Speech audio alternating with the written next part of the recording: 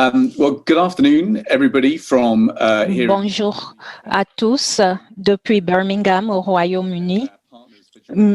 Merci à tous de vous joindre à nous pour cette dernière séance pour l'Assemblée annuelle.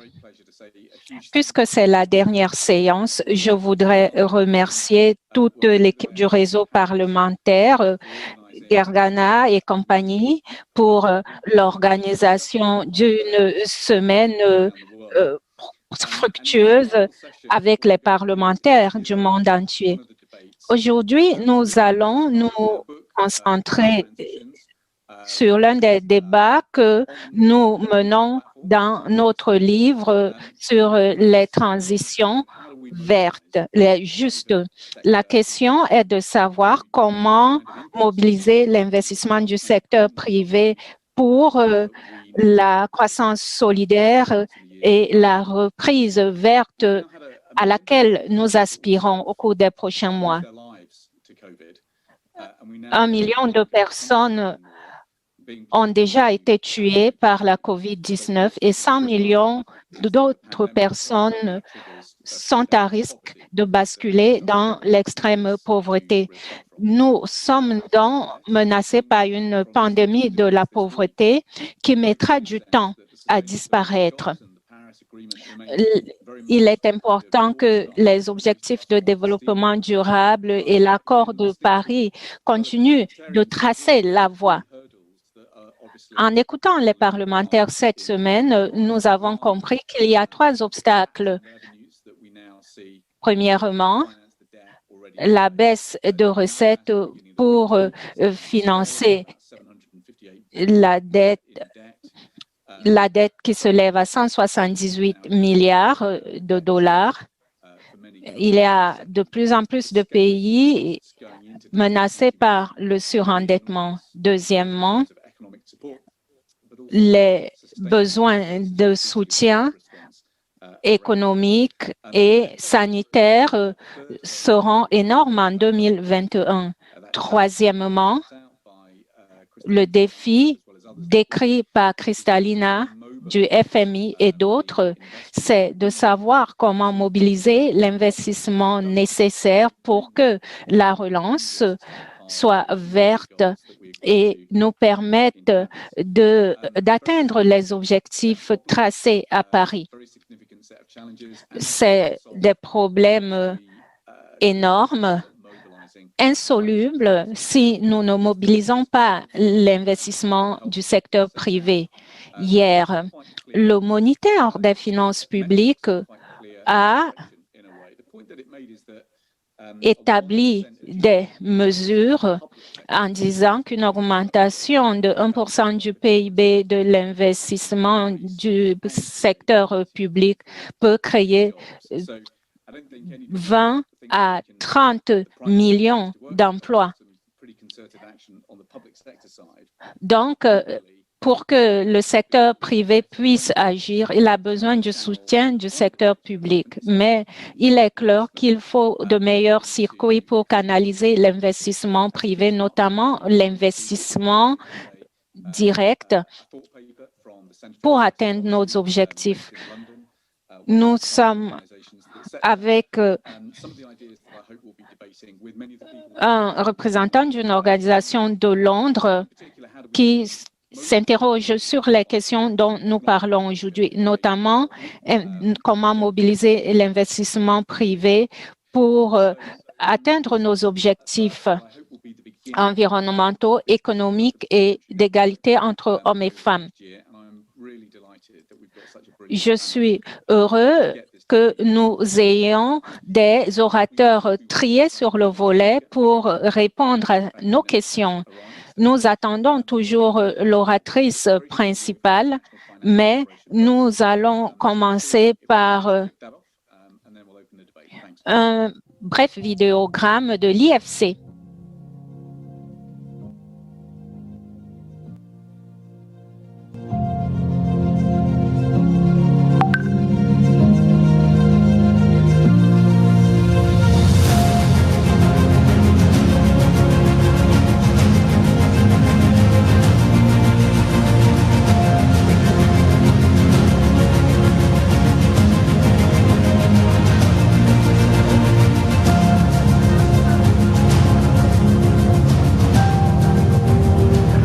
Let us do the right thing.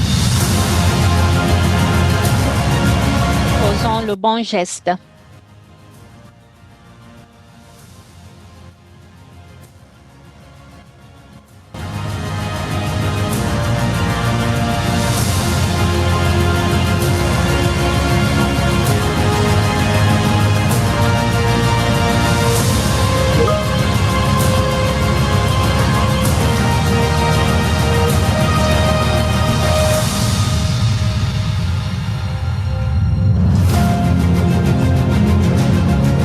Without markets, you're not going to create. Sans marché, on ne peut pas créer des emplois. Il faut générer plus d'efficience. Ce que le secteur privé peut faire ne doit pas être fait par le gouvernement. Nous autonomisons nos équipes, nous dispensons les mêmes connaissances que sur Silicon Valley. Nous étions assis sur des marchés que nous ne voyions pas.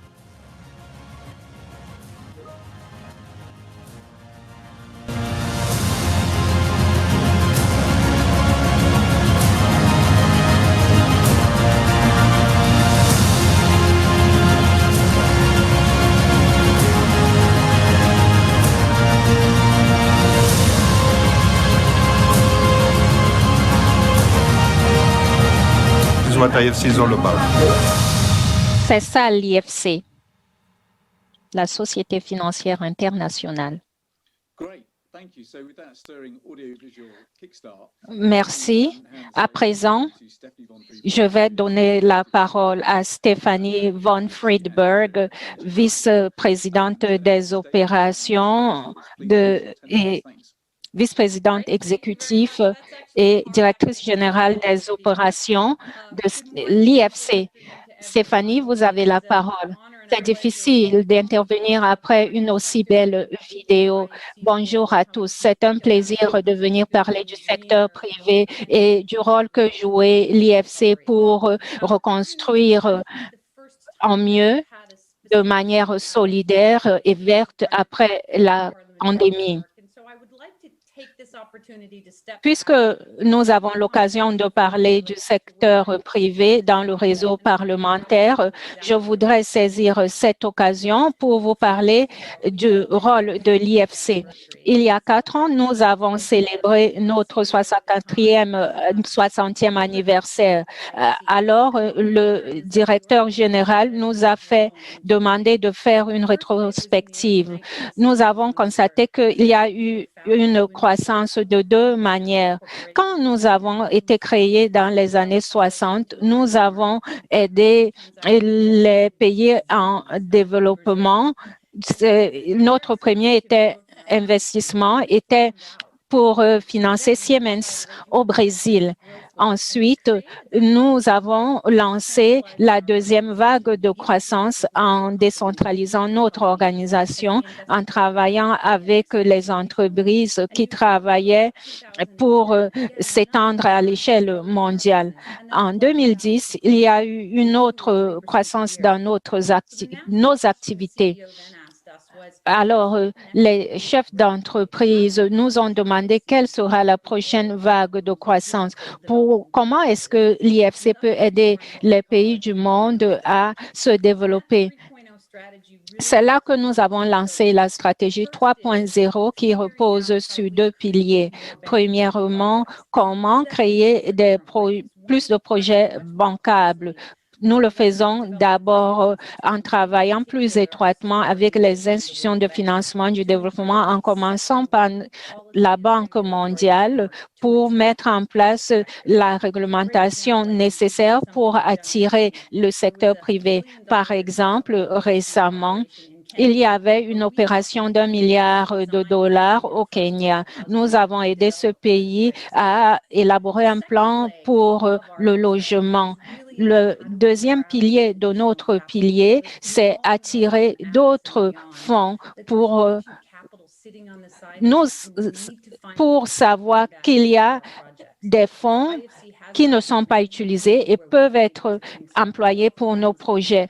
Nous avons pu faire participer les fonds de pension à nos projets. Nous avons créé un mécanisme pour attirer des sociétés d'assurance dans les projets à long terme, dont le deuxième pilier consiste à attirer d'autres capitaux.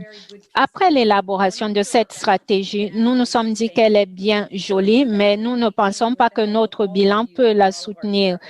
Par conséquent, avec votre aide, en 2018 et avec l'aide de nos actionnaires, nous avons fait une augmentation de capital de 5,5 milliards de dollars. Cela nous a permis de doubler nos fonds d'ici 2030. Et nous avons également accru la part d'investissement de l'IDA dans les pays fragiles et en conflit. Notre stratégie n'aurait pas pu être mieux placée face aux difficultés mondiales actuelles, surtout parce que nous pouvons reposer sur l'augmentation de capital. Comme cela a été dit, 150 millions de personnes de plus devraient basculer dans l'extrême pauvreté en 2021. Les gouvernements ont utilisé l'espace budgétaire limité dont ils disposent pour combattre la pandémie.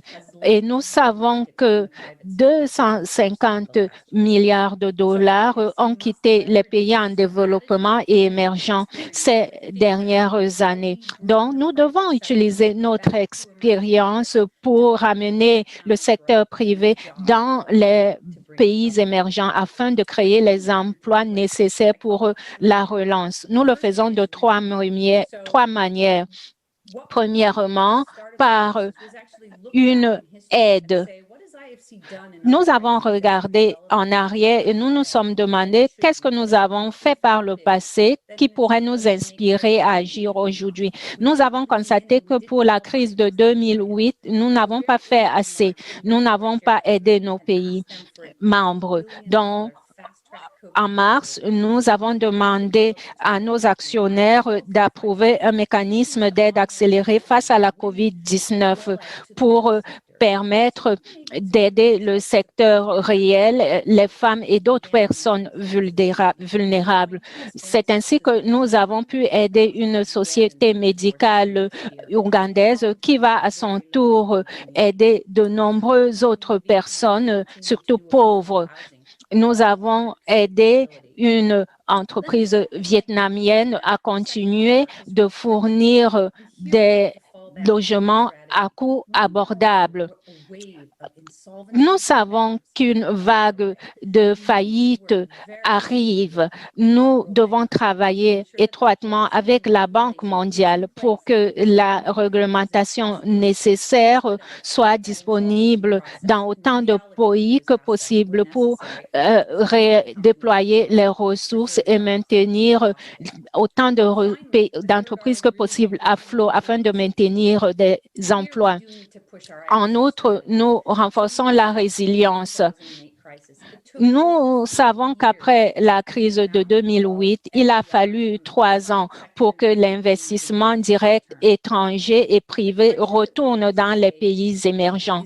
La crise à laquelle nous sommes confrontés aujourd'hui n'est pas comme celle de 2008. Elle est plus grave. Donc, si nous n'avons pas de moyens pour agir rapidement, nous pourrions mettre 10 ans à ramener l'investissement privé dans les pays émergents. Nous devons agir pour l'égalité, pour renforcer le capital humain et surmonter la crise. Comment lutter pour l'égalité? Cela me fait penser à l'accès aux services et aux infrastructures. Nous savons qu'aujourd'hui, 3,5 milliards de personnes n'ont pas accès à l'Internet. Si nous universalisons l'accès à l'Internet, nous pouvons accroître le PIB de 1,5% par an en Afrique subsaharienne.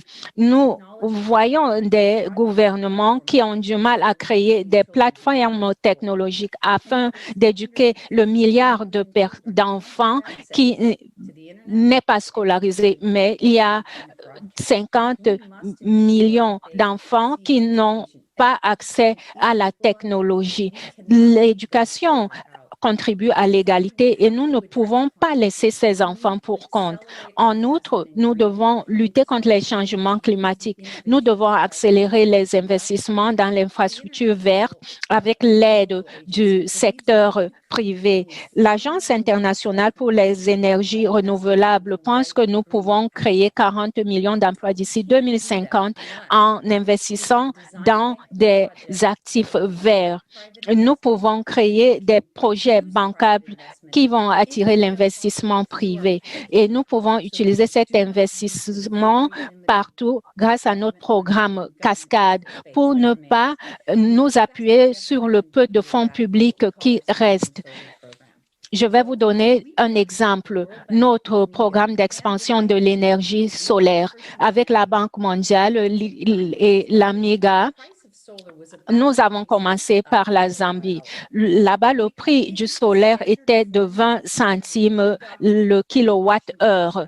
Nous avons mis en place une plateforme qui a permis aux entreprises écologiques de comprendre sur quoi elles misaient. Maintenant, cette plateforme s'étend à toute l'Afrique et elle a été lancée aussi au Pakistan.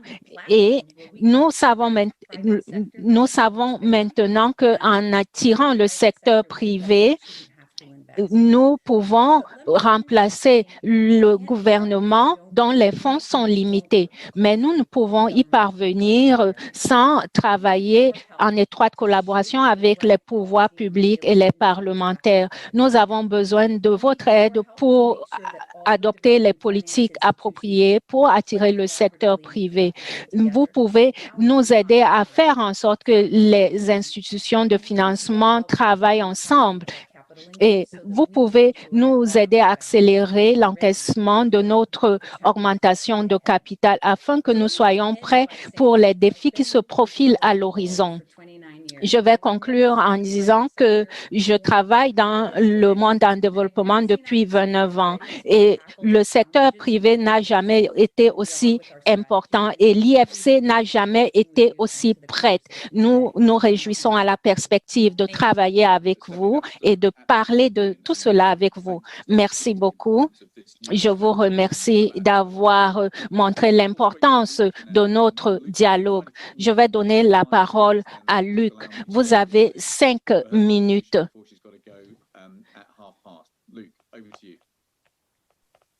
Luc, à vous. Merci à tous. C'est vraiment un réel plaisir pour moi de participer à ce panel et je voudrais en remercier les organisateurs, en particulier la Société financière internationale. En tant que dirigeant de la société Azito Énergie, qui est à ce jour l'un des plus gros producteurs indépendants d'électricité en Côte d'Ivoire, mon intervention, naturellement, va porter sur l'un des obstacles qui a été mentionné tout à l'heure, à savoir comment mobiliser davantage de financement privé et encourager l'investissement d'une manière générale privée dans nos pays pour promouvoir, in fine, l'amélioration de la qualité du service et le bien-être des populations. Et pour cela, je vais vous faire partager un peu l'expérience qui a été menée en Côte d'Ivoire, qui, à ce jour, a donné quand même de très bons résultats dont nous sommes assez fiers. Cette expérience, je dirais, a été marquée par 2 grandes étapes, principalement de réforme au niveau du secteur de l'électricité. La première a débuté en 1990, où on avait une société nationale publique du service de gestion, production, distribution d'électricité qui était en quasi-faillite financière. Et rappelez-vous, 1990 était par ailleurs une période assez difficile pour beaucoup de pays africains soumis à une crise économique du fait de la baisse des cours des matières premières, essentiellement café, cacao. Donc, dans l'urgence, qu'est-ce qu'il fallait faire? Qu'est-ce qu'il fallait faire afin de permettre quand même d'assurer la continuité du service? L'État ivoirien a procédé alors à la privatisation de ce service public en concédant à travers un contrat à une société privée pour la première fois la gestion de ce service public. Alors, ça a été une privatisation, je pourrais qualifier d'un peu politique parce que dans l'urgence, bien sûr, nos dirigeants ont dû s'appuyer, je dirais, sur un opérateur de référence, un consortium de référence qui était fort heureusement déjà présent dans le secteur de l'eau en Côte d'Ivoire et lui a confié donc ça, je dirais, par décision un peu politique, de gré à gré, cette concession donc pour l'exploitation du secteur de l'électricité. Dans ce schéma, quand même, la société initiale d'État a été maintenue comme société chargée de gestion un peu du patrimoine. Donc, je dirais qu'après le secteur de l'eau, il y a eu un changement majeur là en 1990 où également le secteur de l'électricité, la gestion de sa production, du transport et de la distribution a été également confié à un opérateur privé. La deuxième étape qui est intervenue et à mon sens qui a certainement été la plus décisive a débuté en 1994. Elle a débuté en 1994 quand il fallait maintenant accroître les moyens de production en Côte d'Ivoire pour faire face à la demande, mais toujours dans ce contexte économique difficile pour nos pays africains. Rareté des finances publiques, faire face à d'autres priorités sociales, je dirais, un peu la santé, l'éducation. Donc, il a fallu là, à ce moment, et je pense que ça a été vraiment le tournant des choses, innover. Innover en ce sens, il fallait chercher des voies nouvelles pour financer ces investissements, notamment au niveau de la production. Et là, on s'est orienté vers les fameux contrats IPP, de producteurs indépendants d'électricité, pour également un peu dans ce contexte un peu de difficultés économiques et d'urgence, faire face aux besoins. Donc, ainsi également, a vu naître le premier contrat, le premier opérateur indépendant d'électricité en Côte d'Ivoire, la CIPREL, sur la base de ce type de contrat IPP où, comme vous le savez, je rappelle que l'une des grandes caractéristiques, c'est de dire c'est des projets qui sont financés, construits et exploités par un opérateur privé, ce qui permet à l'État effectivement de mobiliser ses ressources pour d'autres priorités. Donc, on a eu notre premier contrat. Luke, that's a brilliant. If I may, Luke, I'm just going to stop you there because that's. Luc, je dois vous arrêter ici. Votre présentation est absolument brillante et elle s'inscrit bien dans la phase de politique de réforme des institutions ailleurs. Mais je vais donner la parole maintenant à Fiona. Je suis obligée de le faire parce qu'elle doit partir. Puis, je vous redonnerai la parole pour continuer la discussion, si vous en convenez, bien sûr. Fiona, vous êtes d'accord? Parce que je sais que vous devez partir. Merci, Liam. Oui, malheureusement, je crois que tout est beaucoup plus joli en français, donc je n'aurais pas, avec mon petit accent australien, bien que je vive à Londres, je n'aurais pas une musicalité vocale aussi charmante que l'orateur qui m'a précédé à l'usage du micro. J'espère que vous êtes tous en bonne santé. Le Je suis le PDG des principes d'investissement responsable. Nous avons 3000 signataires pour nos nombreux principes qui concernent la gestion des actifs. La question est de savoir comment intégrer la soutenabilité dans les marchés financiers. Nous avons été créés à partir du système des Nations Unies pour faire exactement cela. Ce qui est important, c'est qu'en termes d'investissement, la pérennité, la durabilité n'a jamais été aussi importante. Les questions de soutenabilité sont vraiment maintenant intégrées partout.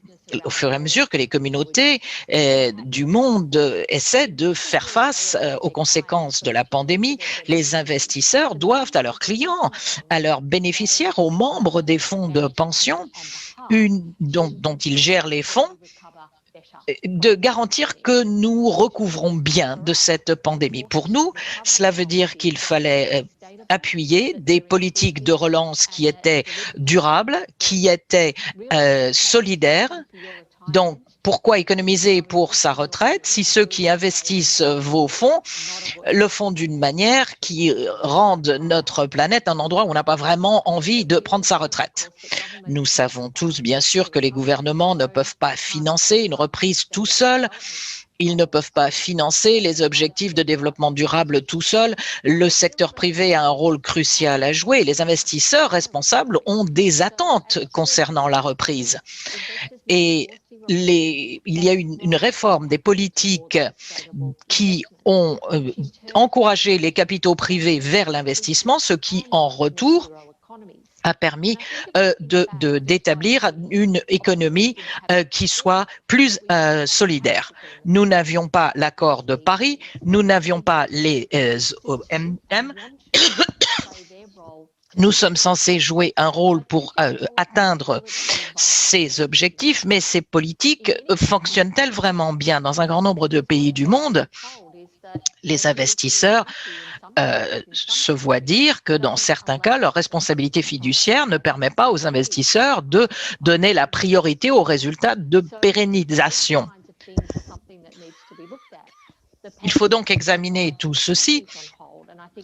Les économies ont dû prendre en considération les inégalités, les conséquences au niveau économique et social. Et il faut faire face à l'inégalité, mais ça n'a pas empêché le processus de développement de se produire. Les décisions politiques qui sont prises aujourd'hui et qui seront prises au cours des mois, voire de l'année à venir, sont d'importance capitale pour lancer les marchés sur la bonne voie vers des économies qui soient solidaires et qui se développent et qui soient plus vertes. Il faut donc avoir des politiques plus durables, des conditions qui soient plus soutenables.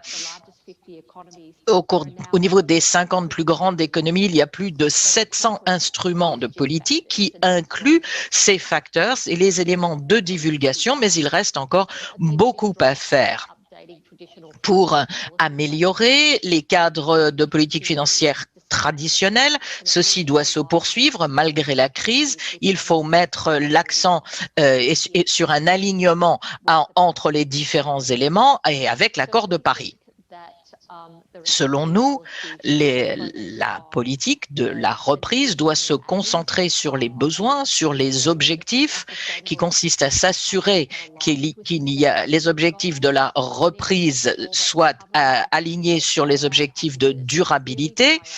Il faut donner la priorité au montage en fonction des besoins et également en fonction des conditions de l'accord de Paris pour faire face aux inégalités, que si des secteurs bénéficient d'une rescousse, par exemple l'industrie de l'aviation, je prends simplement cela comme exemple, est-ce que nous nous assurons bien que l'industrie de l'aviation doit ensuite prendre des mesures pour se rendre elle-même plus neutre au plan carbone et que fait-elle pour ses employés? Donc il faut des réformes qui traitent de toutes ces questions. Nous devons nous assurer qu'il y a création d'emplois.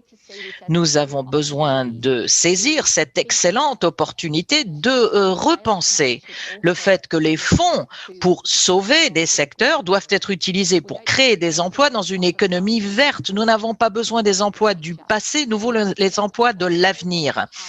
Je voulais aussi souligner que ces emplois doivent être des emplois de qualité. Liam, vous avez parlé de la transition juste à laquelle vous avez participé. Nous savons que les gens dans les industries fossiles traditionnelles de par le passé avaient d'excellents emplois bien rémunérés avec une bonne couverture médicale et de bons fonds de retraite. Pourquoi sont-ils sortis de ces industries? Parce qu'un grand nombre des emplois qui sont créés n'ont pas un filet de protection sociale adéquat. Il faut donc créer des emplois qui soient de bons emplois. Et il faut aussi créer des filets de protection sociale de meilleure qualité. Il nous faut un nouveau contrat social entre les entreprises, les investisseurs, les gouvernements et les employés. Parce que ce que nous tirons de cette pandémie, c'est que nous ne le faisons pas. Nous voyons des gens qui vont travailler dans les économies développées tous les jours, mais qui n'ont pas accès au congé maladie, par exemple. Dans la plupart des économies développées, c'est le cas et ce n'est encore plus le cas dans les économies en développement. Donc, au niveau de notre organisation, nous avons créé un nouveau cadre quinquennal portant sur les droits de l'homme, comment intégrer les droits de l'homme dans les processus de développement sous-tendus par les principes directeurs des Nations Unies sur le secteur des affaires et les droits de l'homme. Nous voulons aussi des stratégies qui s'occupent de l'emploi, mais aussi de la réforme fiscale, un secteur extrêmement important que nous examinons tous en tant que gouvernement de par le monde, les droits du travail, les droits humains, les missions des entreprises et comment nous pouvons appuyer la création d'un nouveau contrat social. La pandémie a certes accru notre compréhension du risque systémique, du risque environnemental et comment cela peut affecter les résultats des investissements à long terme. Comme je l'ai dit au début, je crois qu'il faut souligner l'importance de la durabilité. Ceux qui ne comprenaient pas commencent enfin à comprendre que si l'on veut des économies saines, solides, il doit y avoir sous-jacent une planète saine et des employés en bonne santé. Ces trois éléments doivent se rassembler. On ne peut pas en développer un au détriment des deux autres. C'est pourquoi les réformes de politique, au niveau des réformes politiques traditionnelles et au niveau des différentes industries telles que les transports, l'énergie et autres, tout ceci doit être aligné sur les objectifs de soutenabilité à l'échelle mondiale. C'est plus important que jamais auparavant. Les gouvernements travaillent ensemble pour aligner capital et durabilité et les objectifs des gouvernements pour la création d'emplois et pour les transferts de fonds. En ce sens, je m'y arrêterai là. Excellent. Merci. Quelque chose de très, très utile qui nous aide à voir où se trouvent les recoupements entre les différentes parties prenantes. Je crois que Stephen Davis est avec nous aujourd'hui. Monsieur Davis, vous avez une grande élection qui se profile à l'horizon. Vous parlez beaucoup de gouvernance politique. J'espère que vous avez un programme de stimulation économique qui va se faire jour très bientôt. Merci Liam et merci au réseau parlementaire. Nous avons effectivement une élection importante qui se profile à l'horizon et il faut en mesurer les implications des différentes politiques. Je voulais commencer par une observation plus générale. Nous savons que les entreprises n'ont pas été très rapides quand il s'est agi de traiter des inéquités, des problèmes de climat, des problèmes d'emploi, des problèmes de corruption. C'est la même chose pour les agences de financement. Cependant, nous savons aussi que le grand public, dans maintes juridictions, et d'après les sondages que nous avons effectués, le public est clairement en faveur de la résolution de ces problèmes. Il y a eu un sondage au Texas qui a révélé que 75% des investisseurs nés à partir de l'an 2000, ceux qui ont la chance d'avoir des économies pour prendre leur retraite, veulent que leurs économies soient investies pour le bien public. C'est quelque chose de nouveau au niveau des marchés de capitaux. BlackRock a souligné la même chose. Ces investisseurs plus jeunes veulent des investissements qui correspondent aux besoins du bien public. Alors pourquoi avoir d'un côté des entreprises et des entités du secteur privé qui ne vont pas de pair avec ce que le public veut qu'ils fassent? Et la réponse, eh bien, c'est que nous avons un déficit de démocratie. Les marchés des capitaux, trop souvent, se sont isolés de ceux qui fournissent les capitaux, c'est-à-dire vous, moi et les gens du monde entier, qui sont peut-être des contribuables, qui sont peut-être investis dans des fonds de pension, ou cela peut être des dizaines de millions de personnes qui ont suffisamment économisé pour leur retraite.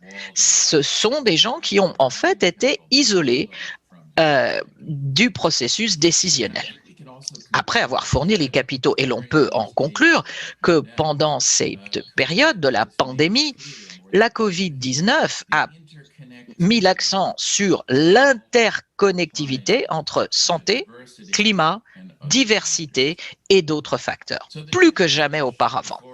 Le défi auquel nous sommes tous confrontés aujourd'hui consiste à déterminer comment remodeler ces marchés des capitaux pour que les citoyens puissent avoir voix au chapitre au niveau de cet écosystème financier. Selon notre étude, si nous procédons de la sorte, nous pourrons créer de meilleurs rendements, de meilleurs bénéfices pour les entreprises et une société plus positive, de meilleure qualité. Alors, comment aller au-delà du modèle du quotidien pour passer à ce nouveau modèle?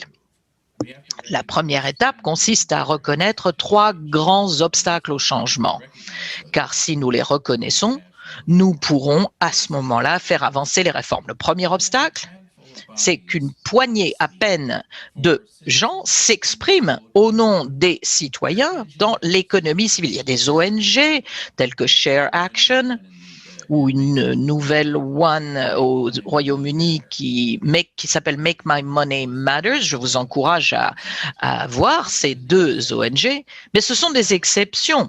En général, nous n'avons personne qui parle au nom des citoyens, au nom de la population. Et souvent, les intérêts de la population ne sont pas les mêmes que les intérêts des grosses entreprises. Je suis l'un des fondateurs de PRI, j'ai vu ce que Fiona avait pu faire, mais il est clair qu'il y a des moments où les intérêts de ces 2 groupes sont divergents. Donc, il faut à ce moment-là que quelqu'un s'exprime au nom de la population. C'est là que les parlementaires peuvent intervenir. Deuxième barrière, nous avons un héritage de règles et règlements dépassés, obsolètes, qui desservent les besoins des investisseurs institutionnels et des entreprises, mais pas forcément ceux des investissements des citoyens. Le troisième obstacle, c'est qu'il y a trop d'investisseurs institutionnels qui ont hérité de l'habitude de récompenser les échanges ponctuels par rapport à la propriété effective à long terme. Par exemple, les caractéristiques gouvernementales que les investisseurs institutionnels n'ont pas, c'est de respecter le minimum des exigences qu'ils fixent eux-mêmes. Ce n'est pas vrai pour toutes les institutions, mais c'est courant. Nous avons besoin d'un programme de réforme de la politique publique pour que le capitalisme soit responsable autonomise les épargnants comme nous autonomisons les électeurs. Nous avons besoin d'outils pour y parvenir et comme je l'ai dit, nous avons besoin d'un nouveau contrat social. Et les composantes sont l'alphabétisation financière de l'école élémentaire, à partir de l'école élémentaire. Nous avons besoin d'une réforme des obligations fiduciaires pour que le client soit roi et que les intérêts des entreprises ne priment pas. Nous avons besoin d'une gouvernance chez les investisseurs institutionnels. Cela a commencé, mais cela doit devenir une priorité. Les investisseurs institutionnels doivent faire un engagement pour que les citoyens comprennent comment ils agissent face aux ODD, au climat et aux droits de l'homme. Enfin, nous devons revoir certaines des exigences qui créent l'infrastructure de l'épargne retraite. Par exemple, la plupart des détenteurs de comptes de placement mutuel ont beaucoup de droits et il y a seulement une option sociale ou éthique. Cela devrait être le contraire. Ça devrait être le contraire. Les ODD et l'économie verte devraient être obligatoires. Je vais m'arrêter là. Merci beaucoup, Stephen. C'est très pratique et utile. Je vais donner la parole à Stephanie Flanders qui se joint à nous depuis Londres. Vous dirigez une importante commission sur la croissance ici au Royaume-Uni. Vous avez la parole. Merci beaucoup, Liam. Le programme d'aujourd'hui est tellement vaste et il y a beaucoup de choses dont nous pourrions parler. Et je vais dire une ou deux choses.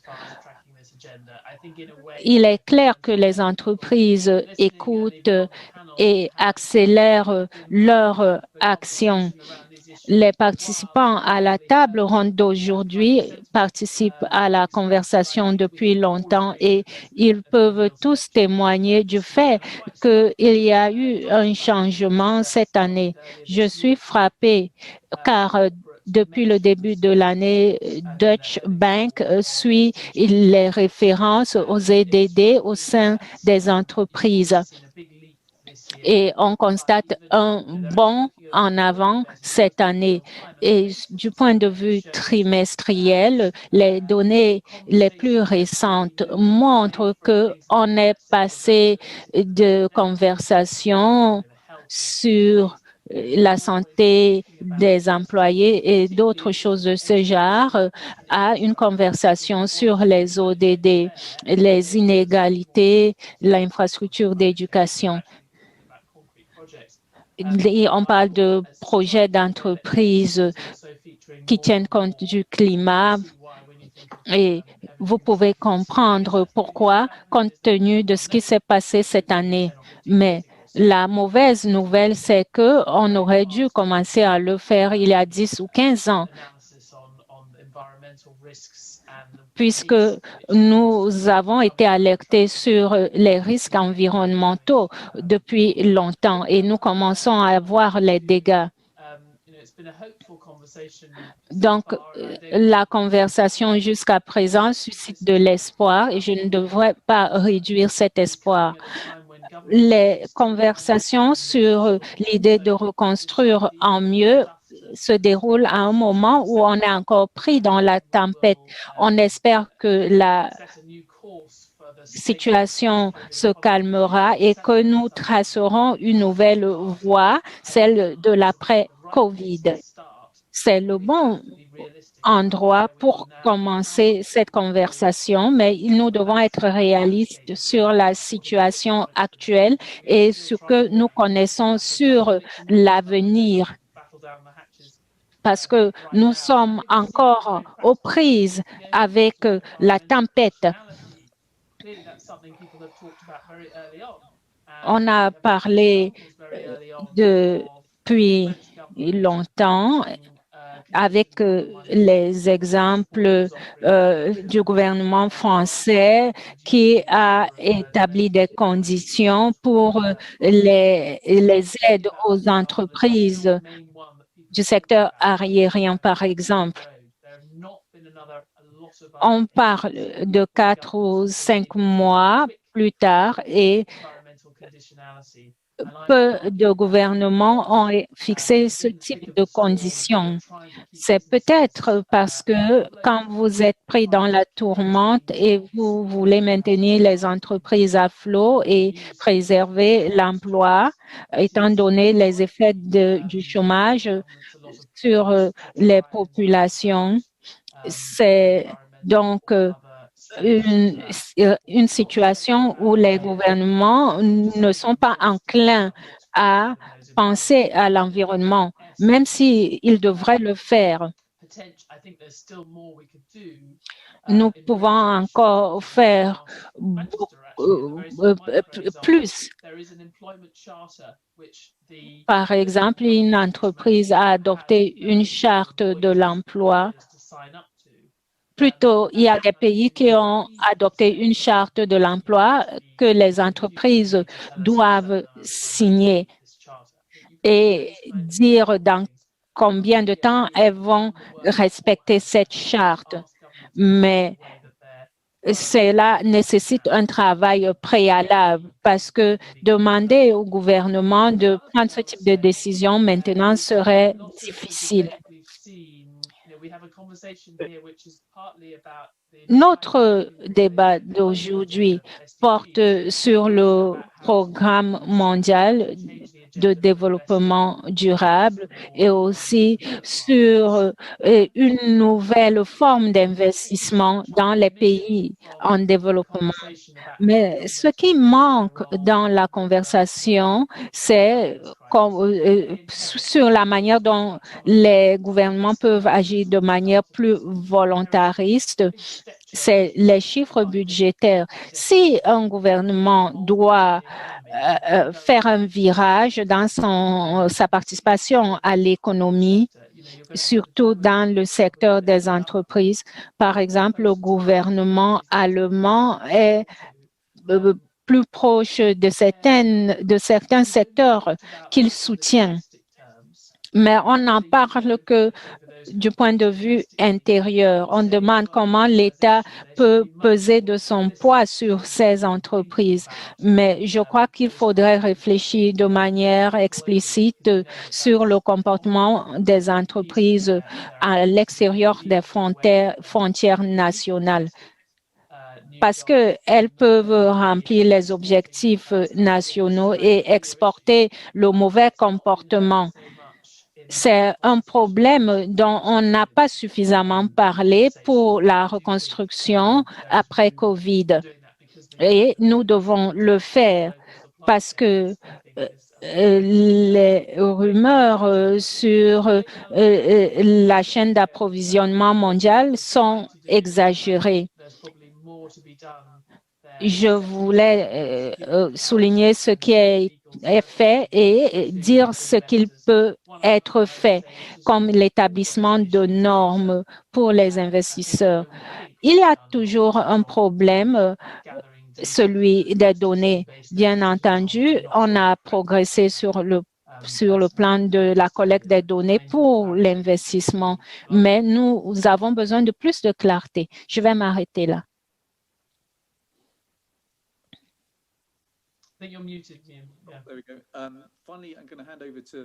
Je vais donner la parole à mon collègue Giulio qui va résumer cette conversation. Bonjour. Bonjour à tous. C'est un plaisir d'être ici. Merci de m'avoir invité. Je suis un député italien, mais je représente l'Assemblée parlementaire de la Méditerranée qui comprend les pays de, du pourtour de la Méditerranée.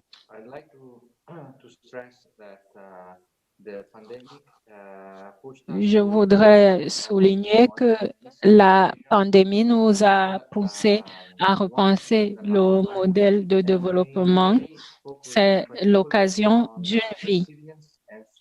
Nous pouvons mettre l'accent sur la résilience et la durabilité de nos entreprises. Avec les entreprises, nous devons également penser à comment mettre en place des modèles écologiques et inclusifs. Dans la Méditerranée, par exemple, il y a une guerre de l'énergie et il y a aussi des problèmes d'inégalité et de stabilité. Donc, nous devons d'abord nous concentrer sur ces problèmes. Dans la zone de la Méditerranée, nous estimons qu'il est urgent d'investir et d'intervenir sur le plan de la durabilité et de l'environnement parce que les ressources se raréfient et cela est tangible dans beaucoup de pays, y compris des pays européens. En observant l'écosystème des entreprises, nous constatons que les PME sont le cœur de l'économie. 95% des entreprises et 90% des employeurs sont des PME. La France et l'Espagne, l'Égypte, le Maroc aussi ont fixé des exigences comme les partenariats publics-privés. Plus tôt, on parlait de PPP, mais je parle d'un type différent de PPP. Mais il s'agit quand même de PPP, surtout dans les domaines qui restent fermés au secteur privé et où il a besoin d'aide pour s'implanter. En tant que législateur, nous devons envisager des réformes législatives pour faciliter cela. En outre, donner la priorité aux PME, c'est aussi leur donner accès au marché financier. On en a parlé il y a 2 ans.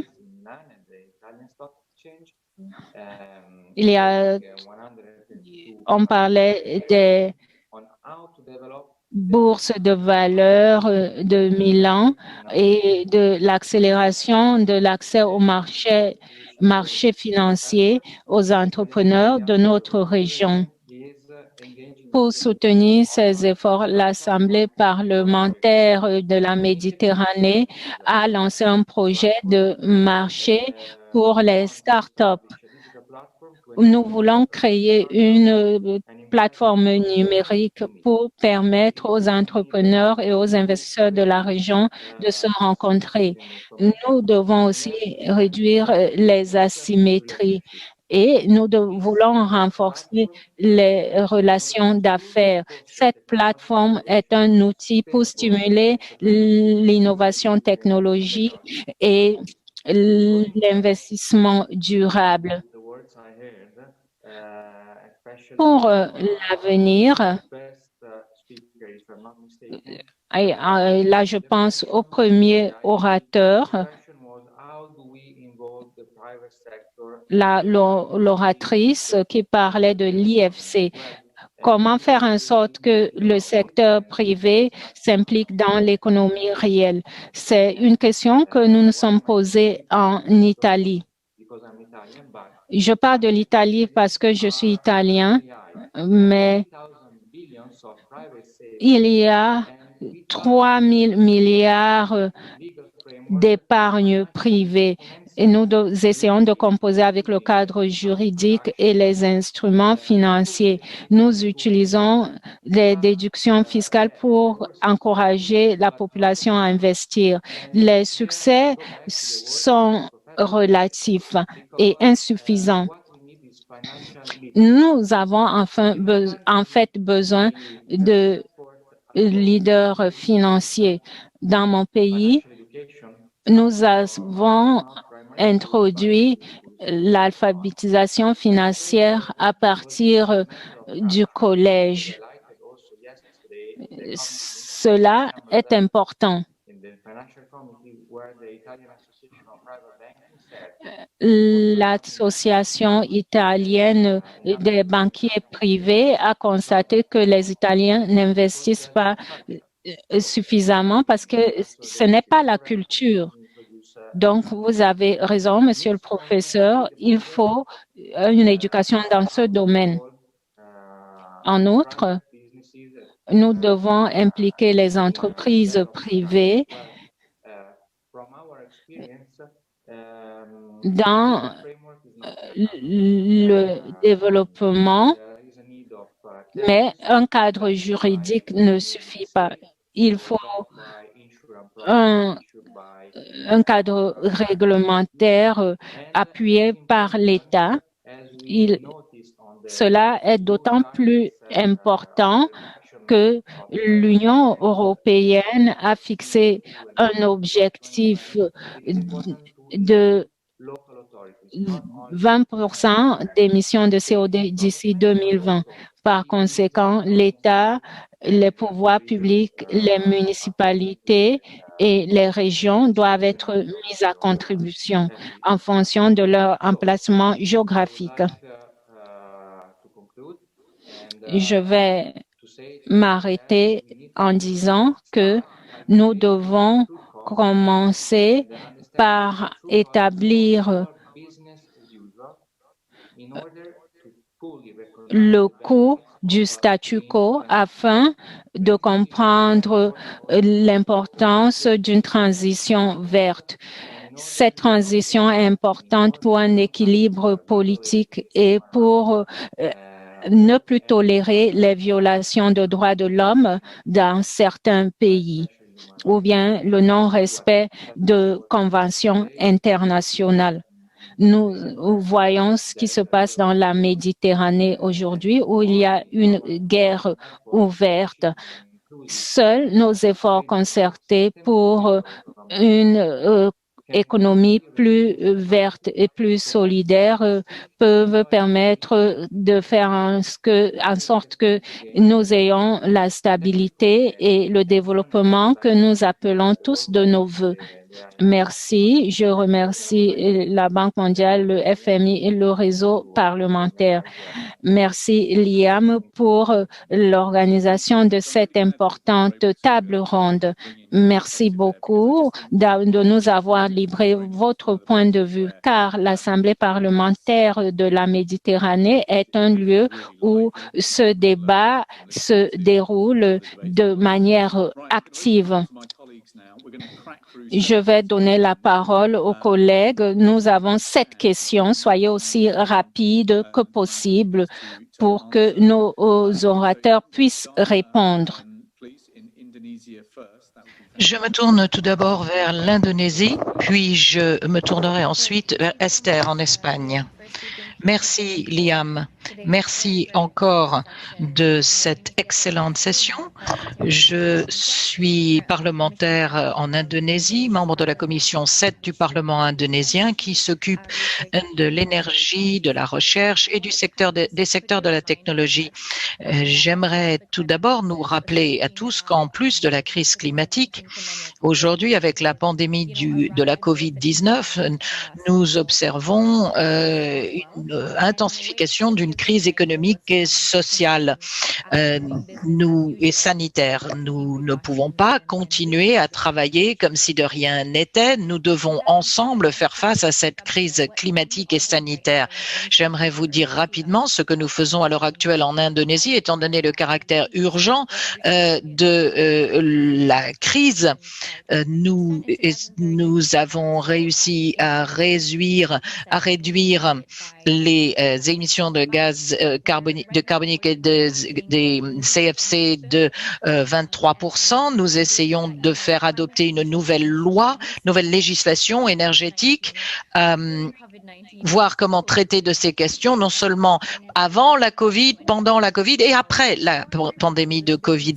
Cette législation essaie de faire des énergies renouvelables des énergies plus compétitives avec une tarification carbone idoine, et nous espérons que ceci permettra à l'investissement privé de se mobiliser, de pousser la croissance verte dans son ensemble et de créer un effet multiplicateur avec la croissance du nombre d'emplois, etc. La coopération à l'échelle mondiale est fondamentale. Les gouvernements peuvent beaucoup faire. Donc, ma question est la suivante, et elle est posée à tous les membres du panel. Comment est-ce que les pays industrialisés peuvent vraiment participer au financement du climat pour les besoins en particulier des pays moins bien nantis et plus susceptibles de subir les impacts négatifs du changement climatique? Merci. Esther en Espagne, puis Jane en Inde. Bonjour. Merci à l'organisation de m'avoir invité et de me permettre de m'exprimer. Ces réunions sont importantes pour mieux comprendre la pandémie de la COVID-19 et les solutions politiques, les solutions du secteur privé et le rôle des parlementaires qui peuvent formuler des politiques qui permettent de nous sortir de cette situation. Je suis Estela Pidioyen, je suis membre du Parlement espagnol et professeur de finance de l'Université de Salamanque. Je fais des recherches depuis de nombreuses années sur le rôle de la fracture de genre, l'éducation financière, comment améliorer, privilégier la croissance de tous les secteurs. Cet après-midi, nous parlons d'un nouveau contrat social pour le secteur privé, avec le secteur privé. Ma question est la suivante. Comment pouvons-nous assurer l'inclusion du genre et de l'élément financier, et comment promouvoir et contribuer à cette solidarité? J'aimerais que nous nous concentrions sur un point en particulier fréquemment. L'accès des femmes à la population active a été sapé par des considérations les estimant comme une population active de moindre qualité, donc elles reçoivent les moindres salaires. C'est une population active de faible coût. C'est un problème au niveau notamment de l'éducation. En améliorant l'éducation des femmes, on pourrait réduire la fracture du genre. Les femmes ne reçoivent généralement pas un salaire aussi élevé que les hommes. J'aimerais donc avoir votre opinion. En quoi l'éducation pourrait-elle contribuer à éliminer ce plafond de verre, et en parallèle, comment pouvons-nous utiliser les instruments financiers pour promouvoir la résolution de ce problème? Merci. Excellente question. Jen en Inde, puis je donnerai la parole à Sami au Congo. Sami, je vais aussi vous demander d'allumer votre caméra si c'est possible. Jen d'abord. Bonjour à tous. Je suis ravi de me joindre à cette discussion fort intéressante. Je remercie les membres du panel et ceux qui posent des questions, car vous soulevez tous les questions les plus cruciales pour une relance robuste et durable de la pandémie de la Covid. Je préside le comité directeur sur les finances du Parlement indien et nous essayons de gérer toutes ces questions Et je sais que beaucoup d'autres pays en développement se heurtent à des problèmes similaires. Nous devons nous assurer qu'il y a sécurité, stabilité au niveau des revenus pour les investisseurs du secteur privé, surtout lorsqu'ils investissent dans les infrastructures. Si vous investissez dans les énergies renouvelables en tant qu'investisseur sectoriel ou dans la mobilité de l'électricité, vous êtes tributaire d'un certain nombre d'institutions gouvernementales à différents niveaux, national, local, étatique, des éléments qui vous permettent d'avoir des revenus, mais qui perçoivent également des impôts. Aujourd'hui, l'espace budgétaire étant limité, les gouvernements traversant une période très difficile pour effectuer les paiements en temps voulu, les entreprises, les investisseurs du secteur privé ne sont pas payés à temps. En Inde, on estime que ce problème représente 60 à 80 milliards de dollars de paiement, d'arriérés de paiement de la part des institutions publiques. Quelquefois, il s'agit de retards de 30, 60, 90 jours, plus d'autres cas d'objections frivoles au règlement. Donc, pour les investisseurs, bien évidemment, pour le monde des affaires, cela détruit leurs projections économiques et cela soulève des risques qui sont très importants. Et au niveau de la bureaucratie, il est très difficile de convaincre les bureaucrates que les risques et les retards coûtent très cher. Bien sûr qu'en tant qu'investisseur, j'aimerais mieux avoir si je vais prendre davantage des risques, je veux investir à un plus haut niveau, ce qui crée des fractures et des seuils que certains ne peuvent pas franchir, des projets qui tout simplement ne se produisent pas parce qu'ils n'arrivent pas à obtenir de financement, l'incertitude des paiements, les retards des paiements, les objections de nature frivole sont autant d'obstacles qui vraiment, selon moi, ont besoin d'être résolus pour que l'investissement se fasse de manière socialement désirable. Il faut qu'il y ait cohérence au niveau de ce qui peut être fait en la matière et intervenir auprès des gouvernements nationaux pour établir des organismes qui garantissent ce genre de paiement. Par exemple, en Inde, l'une des raisons pour lesquelles le secteur des énergies renouvelables s'est développé aussi rapidement qu'il l'a fait, c'est parce que nous avons créé la coopération pour l'énergie solaire de l'Inde. Ceci a permis la création, le financement de générateurs et autres. Est-ce qu'il y a des mécanismes novateurs comme celui-là qui permettraient de garantir la sécurité et l'opportunité des paiements? Une excellente question, je vous remercie. Samy au Congo, est-ce que vous êtes avec nous? Sinon, je vais donner la parole à Shamsung.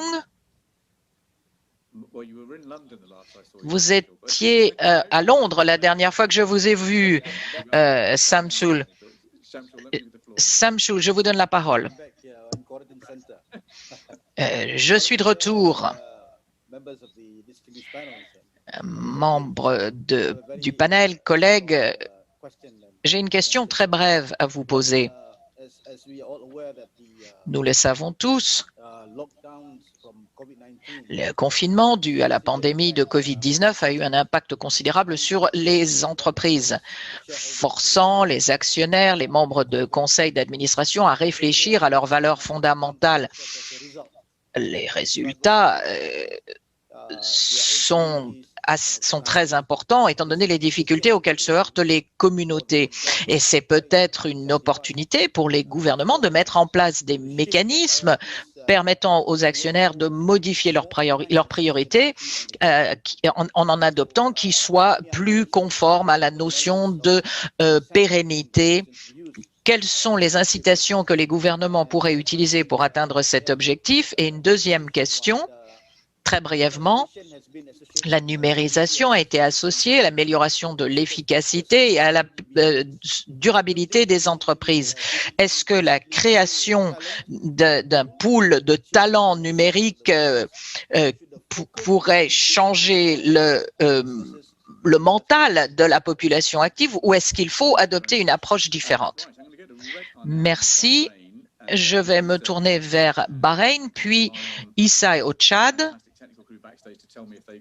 Et j'espère que mon équipe pourra me dire aussi si Sami est parmi nous. Rita, au Bahreïn, à Bahreïn, vous avez la parole. Bonjour. Je ne sais pas où vous êtes. Bonjour, bonsoir à tous. Merci de m'offrir cette occasion de poser une question. Je suis Reda Farej du Conseil financier de Bahreïn. Je suis le président de ce comité des affaires économiques et financières. Nous travaillons en étroite collaboration avec le secteur privé et le gouvernement pour mettre en place une législation propice au secteur privé pour lui permettre de travailler de manière efficace et efficiente. Ma question concerne le redémarrage de l'économie, qui doit être un des objectifs fondamentaux de la finance du développement. Comment, d'après vous, les institutions de développement du financement peuvent-elles repenser leur approche pour aider les gouvernements, les technologies et les petites entreprises? Ou est-ce que l'accent sera placé sur les plus petites institutions ou sur les plus grosses entités gouvernementales? Et dans la période post-2020, est-ce que les échanges commerciaux et la gestion des chaînes d'approvisionnement qui ont provoqué qui ont ressenti des difficultés, comment est-ce que d'après vous cela peut être inversé? Merci de me permettre de participer à cet échange. Issa, au Tchad, vous avez la parole. Issa, êtes-vous avec nous? Je vous vois, mais votre... Oui, je crois que vous m'entendez. Oui, voilà. Bon, je voudrais saluer les membres du panel. Moi, je suis Issa Mardou Djabir, député à l'Assemblée nationale du Tchad, et je préside la commission chargée du suivi de la mise en œuvre des objectifs de développement durable, ODD. Alors, je voudrais d'abord saluer les membres du panel pour leurs exposés très riches. Et je voudrais simplement dire que le Tchad commence à sortir progressivement de la crise sanitaire immédiate liée à la COVID-19. Mais la préoccupation majeure aujourd'hui reste la création d'un climat favorable à l'investissement. Et c'est le seul moyen de créer des emplois durables aujourd'hui et d'amorcer la reprise qui est celle de la montée en puissance du secteur privé. Et donc, par la mise en place de conditions propices aux investissements, d'où la promotion des secteurs dans lesquels le Tchad a un avantage comparatif. Ceci est très important. Et donc, je voudrais poser la question suivante. Quels sont les enseignements à court et moyen terme tirés de la crise de cette pandémie? Quand on sait que le Tchad a un endettement relativement élevé avec des déficits de finances publiques, il nous faut une forte mobilisation de l'investissement privé qui serait accompagnée par une restructuration pour relancer l'économie. Parce que pour atteindre les ODD auxquels le Tchad a souscrit, on a besoin de ça. Alors, quel est le mécanisme qu'on peut mettre en place? Quels sont les guichets? Alors, vraiment, ça nous aiderait beaucoup pour avoir une économie post-Covid-2019. Je vous remercie.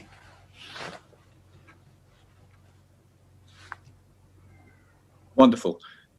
Well, there we go. So, a quick tour. Très bien. Eh bien, un petit tour de la planète, un petit tour des grandes questions. Nous allons vous donner 15 minutes pour répondre à toutes ces questions.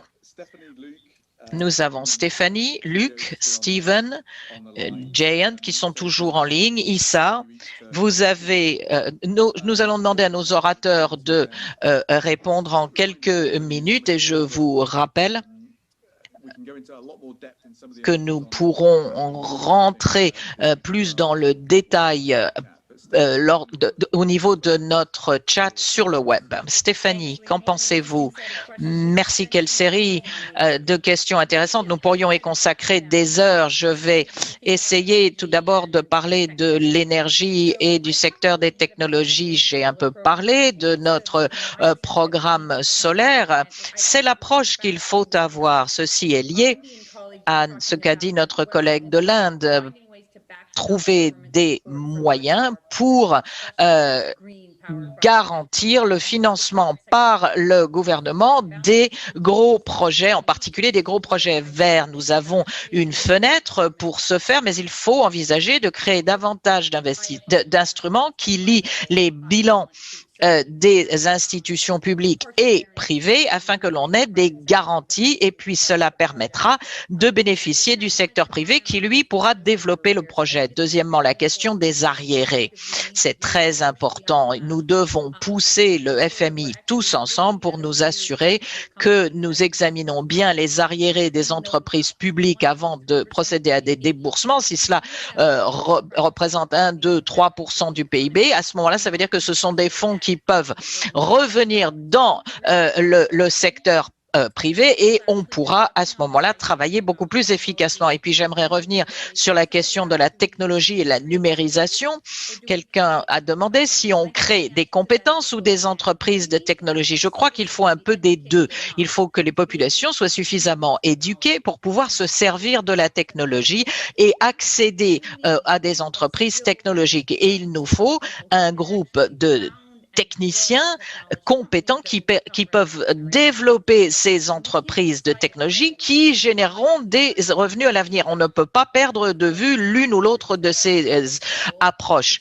Quand on voit tous les enfants qui en ce moment sont déscolarisés, ne peuvent même pas avoir accès à Internet, je ne vois pas comment clore cette fracture numérique et c'est quelque chose sur lequel nous avons vraiment besoin de nous concentrer. Est-ce que vous avez une perspective particulière concernant les petites entreprises, les grosses entreprises? Oui. Tout à l'heure, nous avons, je crois, évoqué brièvement la question de savoir ce que le gouvernement absorbe et nous voulons voir si les gouvernements vont intervenir. Nous ne voulons pas nous retrouver avec des entreprises publiques ou parapubliques encore plus volumineuses. Nous ne voulons pas non plus avoir des entreprises du secteur privé qui opèrent de manière isolée en situation de quasi-monopole. Nous ne pouvons pas ignorer les PME non plus. Et par rapport à ce qu'a dit Steven tout à l'heure, nous devons créer une meilleure connaissance de la finance et permettre aux PME d'avoir accès aux finances afin de mieux comprendre comment elles gèrent leurs entreprises et s'intégrer à la croissance. Luke, je suis désolé, j'ai dû vous couper la parole tout d'abord, mais tout à l'heure, mais vous avez une expérience considérable. Quelle est votre réaction à ce qu'ont dit nos parlementaires? Oui, juste réagir sur les derniers points de notre intervenant, peut-être au Tchad et également en Inde. Je pense avant tout, vraiment, c'est créer les conditions, un climat vraiment propice pour l'investisseur privé. C'est ce qu'on a essayé de mettre en œuvre en Côte d'Ivoire avec l'appui des différents bailleurs de fonds, notamment des institutions du groupe de la Banque mondiale. Je pense que c'est la certitude des cash flows pour le privé qui est le plus important. Alors, comment garantir ces certitudes de cash flow? Essayer de normer, de modéliser ces cash flows sur le long terme et puis d'asseoir avec les institutions de développement des formes de garantie qui appuient cela et qui puissent sécuriser également les investisseurs privés que nous sommes sur le long terme. Donc, c'est essentiellement cette démarche qui a été suivie et formalisée par un cadre institutionnel en Côte d'Ivoire et qui aujourd'hui marche bien.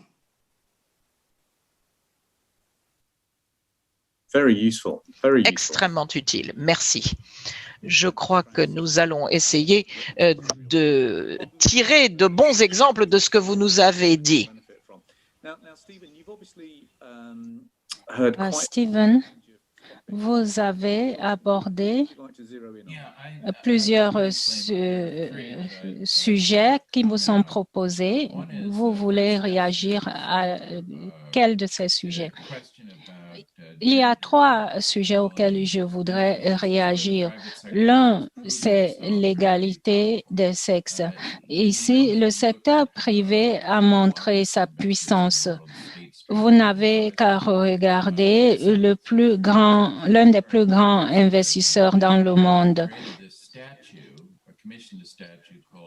Elle a créé une statue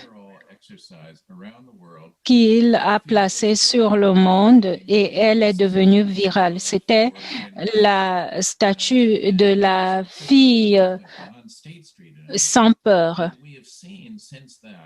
Elle est devenue un symbole.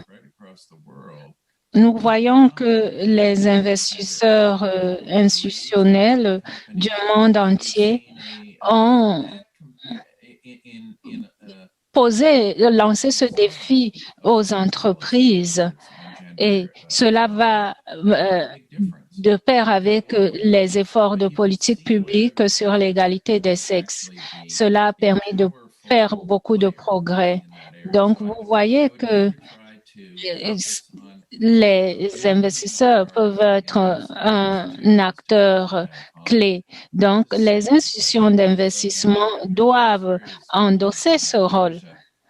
Pour répondre à la question posée par la Malaisie, à savoir que peut faire le gouvernement pour inciter davantage à s'intéresser aux questions de développement et d'égalité des sexes. C'est les parlementaires et les gouvernements qui peuvent faciliter ce progrès. Et je ne parle pas seulement de mettre un accent sur l'éducation. Malheureusement, dans mon domaine, l'un des principaux problèmes, c'est que ces éléments sont considérés comme des externalités, comme s'ils n'avaient pas de valeur. Je crois que l'alphabétisation financière doit porter sur les connaissances livresques, mais également sur l'importance de l'égalité et du climat, par exemple. Donc, ce n'est qu'un aspect de la question. La Malaisie a fait des efforts en impliquant les institutions. Elle a créé le groupe des observateurs. Ce n'est peut-être pas le meilleur modèle, mais il est intéressant. Il montre que les pouvoirs publics peuvent faire en sorte que les fonds souverains et les fonds d'investissement peuvent contribuer aux ODD. S'agissant de la question de savoir comment les investisseurs peuvent encourager les investisseurs, par exemple, nous avons les Émirats arabes unis, l'Arabie saoudite et l'Égypte qui font des efforts dans le domaine de la gouvernance des entreprises. Ils essayent de faire en sorte que les entreprises fassent preuve de transparence et de responsabilité sur la gouvernance, l'environnement et l'égalité sociale. Si les gouvernements peuvent pousser les entreprises à montrer que les risques environnementaux et sociaux sont maîtrisés, cela va attirer les investisseurs du monde entier. Stéphanie, souhaitez-vous réagir d'après votre expérience du moment? Est-ce qu'il y a une masse critique d'investisseurs institutionnels qui sont prêts pour cette conversation? Et comment est-ce que les parlementaires peuvent accélérer la mise en place des cadres dont nous avons besoin? Liam, il y a 2 ans, nous avons lancé des principes en espérant que les investisseurs se joindront à nous. Il y en a 104 maintenant et ce sont parmi les plus grands investisseurs du monde. Donc, les investisseurs commencent à poser les bonnes questions. La question doit s'adresser non seulement aux gestionnaires d'actifs, mais également aux propriétaires d'actifs.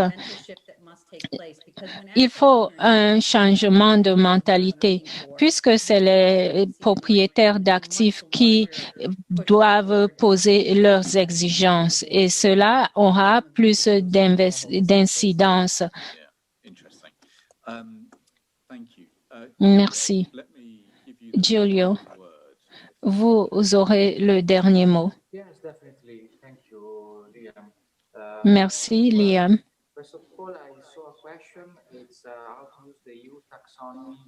Il y a une question sur comment utiliser la taxonomie de l'Union européenne pour encourager les grandes entreprises publiques à mettre l'accent sur des produits et investissements financiers qui ont un impact environnemental et contribuent à la viabilité.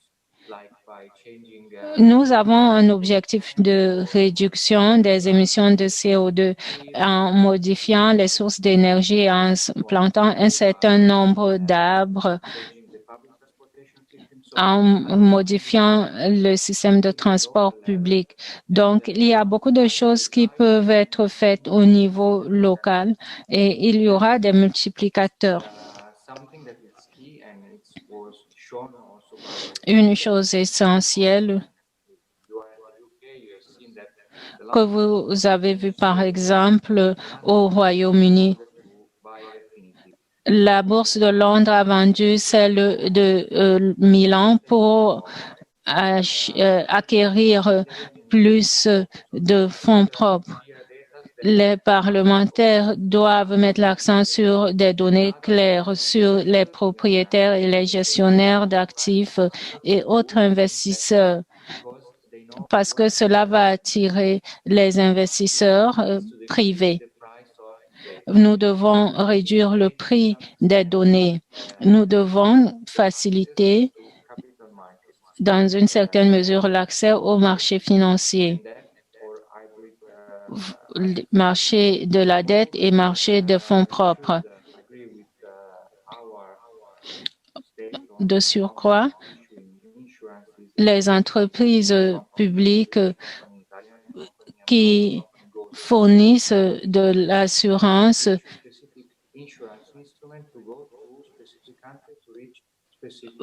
pour l'investissement dans certains pays avec des objectifs précis. Prenons l'exemple de la Malaisie où il y a des problèmes avec l'huile de palme dont la production doit être plus durable. Il faut une couverture d'assurance pour ce type d'activité. Voilà ce que j'avais à dire. Je crois que nous pouvons tous le faire. Réduire le prix des données et les rendre accessibles aux plus petits des investisseurs grâce au FinTech, par exemple. Merci.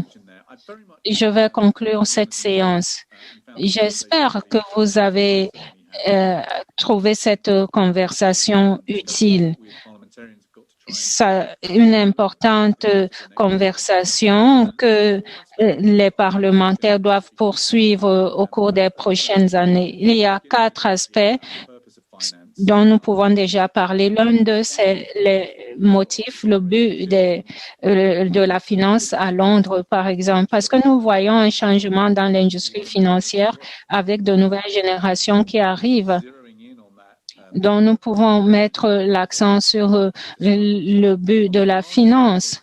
Du côté de la demande, beaucoup d'entre nous dans le monde s'intéressent à la création de richesses au niveau de la communauté et Stéphanie a parlé d'établir des droits. Stéphanie a aussi parlé d'impliquer les propriétaires d'actifs. Cela est très important. Nous constaterons que les systèmes de rapports financiers actuels ne nous permettent pas de prendre des décisions pour un développement inclusif et vert. C'est la quatrième et dernière séance du forum parlementaire de cette semaine. J'en profite pour remercier de tout cœur Gergana et Philippe Celia, Jennifer Bachman, Shelter Maloud, l'équipe technique et tous les collègues. Et bien entendu, nos formidables interprètes. Merci de nous avoir permis de nous rencontrer cette semaine à un moment charnière. Sur ce, je vous souhaite une bonne journée et vous pouvez suivre les débats sur parnet.org.